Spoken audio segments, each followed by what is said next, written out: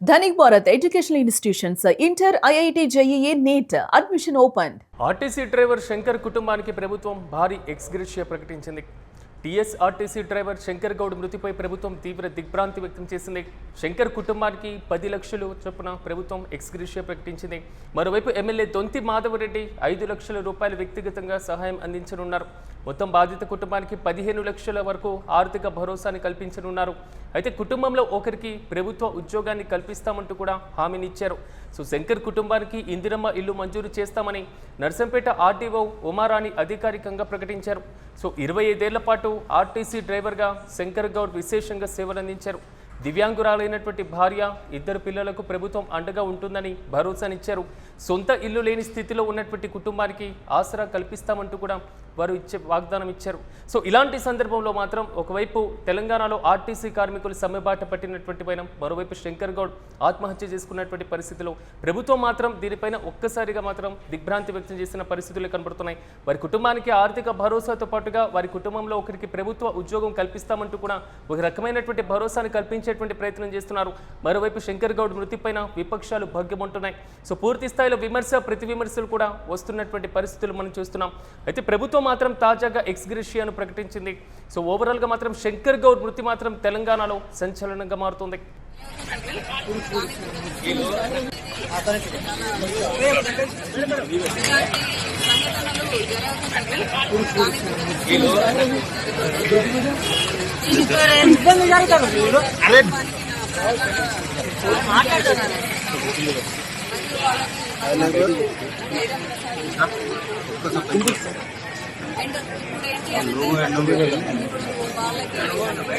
ప్రభుత్వం తరఫున ఒక 10 లక్షల రూపాయలు మరియు గౌరవ నర్సంపేట ఎమ్మెల్యే గారు కూడా 5 లక్షల రూపాయలు కలెక్టర్ గారి ద్వారా మరియు ఆర్టీసీ కార్పొరేషన్లో వారి కుటుంబ సభ్యులకి ఉద్యోగము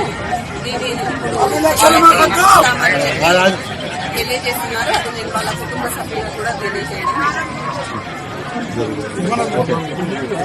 వాళ్ళు కనిపించింది.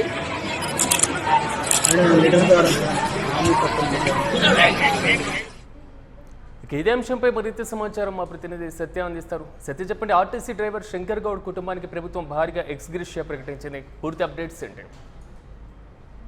ఆర్టీసీ డ్రైవర్ శంకర్ గౌడ్ ఏదైతే ప్రాణాలు కోల్పోయారో దానికి సంబంధించి ప్రభుత్వం తీవ్ర దిగ్భ్రాంతికి గురైన పరిస్థితి కనబడుతోంది. ప్రభుత్వం తరఫున దాదాపు 10 లక్షల ఎక్స్గ్రేషియా ప్రకటించింది. నర్సంపేట ఎమ్మెల్యే దొంతి మాధవరెడ్డి తన వ్యక్తిగత సహాయంగా 5 లక్షలు ప్రకటించారు. మొత్తం కూడా మరి 15 లక్షల వరకు ఆర్థిక సహాయం అయితే అందిన పరిస్థితి కనబడుతోంది. అయితే దాంతో పాటుగా ఉద్యోగ భరోసా కూడా శంకర్ గౌడ్ కుటుంబంలో ఒకరికి ప్రభుత్వ ఉద్యోగం కల్పిస్తామంటూ కూడా మరి హామీ ఇవ్వడం జరిగింది. అయితే వాళ్ళకు ఉన్నటువంటి సొంత ఇల్లు లేదు. ఆ సొంత ఇల్లు లేని పన్నంలో ఇందిరమ్మ ఇల్లు సొంతంగా ప్రభుత్వమే కట్టిస్తుంది అంటూ కూడా మరి నర్సంపేట ఆర్డీఓ ఉమారాణి మొత్తం కూడా తెలిపిన పరిస్థితి కనబడుతోంది. దాదాపు ఆయన చేసిన సేవలన్నిటికీ కూడా 25 ఏళ్ల పాటు ఆర్టీసీలో సేవలు అందించినటువంటి శంకర్ గౌడ్ కి అన్ని విధాలా, అతని కుటుంబానికి అన్ని విధాలా ప్రభుత్వం ఆదుకుంటుంది, మేము అండగా ఉంటామంటూ కూడా మరి ఉమారాణి అయితే చెప్పారు. అటు ప్రభుత్వం కూడా దీనిపైన చాలా సానుకూలంగా స్పందించింది. ఏదైతే ఆమె భార్య అయినటువంటి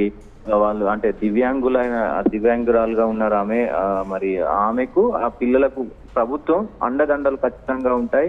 సో దాంతో పాటుగా అక్కడ ఉన్నటువంటి లోకల్ గా ఏ సపోర్ట్ కావాలన్నా ప్రభుత్వం ఆదుకుంటుంది అంటూ కూడా మరి ఉమారాణి తెలిపిన పరిస్థితి అయితే కనబడుతుంది. ఒకవైపు ఇటు అందరూ కూడా, ఇటు ఆర్టీసీ కార్మికులు, ఆర్టీసీకి సంబంధించిన వాళ్ళందరూ కూడా పెద్ద ఎత్తున ధర్నాలు అయితే చేపడతా ఉన్నారు.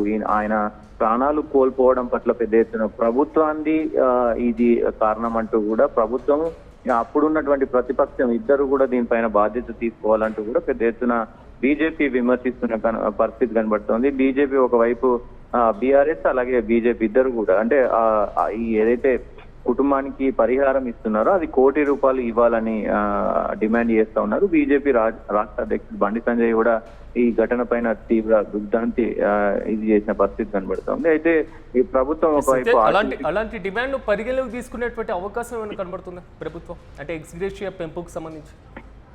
ఖచ్చితంగా ప్రస్తుతం ప్రభుత్వం ఆ దిశగా అడుగులేస్తా ఉంది. ఆర్టీసీ కార్మికుల సమస్యల కోసం ప్రస్తుతం 5 మంత్రులతో కూడినటువంటి కమిటీని ఏర్పాటు చేశారు. సో వాళ్ళందరూ కూడా ప్రస్తుతం ఆర్టీసీ వాళ్ళతో, ఆర్టీసీ అధికారులతో చర్చిస్తున్న పరిస్థితి కనబడుతుంది. దానిపైన కూడా దాదాపు కోటియా లేకపోతే 50 లక్షల ఇచ్చే అవకాశం ఖచ్చితంగా ఉంటుంది. ఎందుకంటే ఇది జరగకూడనటువంటి ఘటన కాబట్టి ఈ ఘటనకు సంబంధించి ప్రభుత్వం బాధ్యత వహించాలంటూ ప్రతిపక్షాలు ఇది చేస్తున్న పరిస్థితి కనబడుతోంది. ప్రతిపక్షాలు పెద్ద ఎత్తున మండిపడతా ఉన్నారు.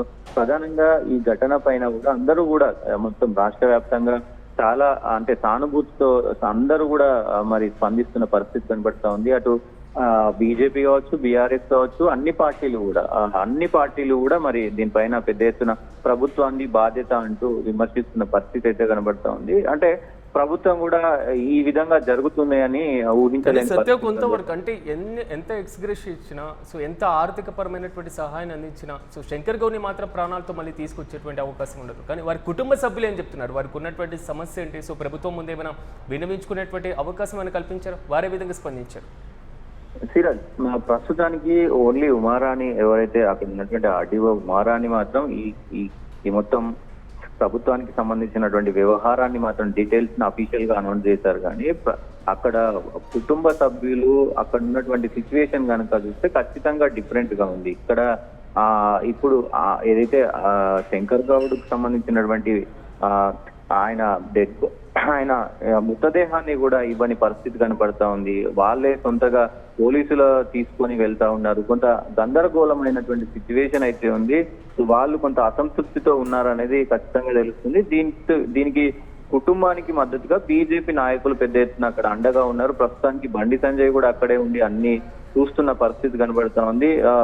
చాలా ఆవేదనతో ఆ కుటుంబం ఉంది. చాలా ఆవేదనతో ఆ కుటుంబం పెద్ద ఎత్తున మరి ప్రభుత్వం పైన కూడా విమర్శలు చేస్తున్న పరిస్థితి కనబడుతుంది. సో మొత్తానికి ఈ కార్యక్రమాలు అన్ని ముగిసిన తర్వాత మరి వాళ్ళు ప్రభుత్వంతో కలిసి మాట్లాడతారు కాబట్టి సో అప్పుడు ఒక కొలుపు వచ్చే అవకాశం ఉంది. మరి ప్రతిపక్షాలు డిమాండ్ చేసినట్టు మరి ఎక్స్గ్రేషియా ఎంత ఇస్తారనేది కూడా చూడాల్సిన అవసరం ఉంది. Right Satya, thank you. మొత్తం మీద ఆర్టీసీ డ్రైవర్ శంకర్ గౌడ్ కుటుంబానికి ప్రభుత్వం భారీగా ఎక్స్గ్రేషియా ప్రకటించింది.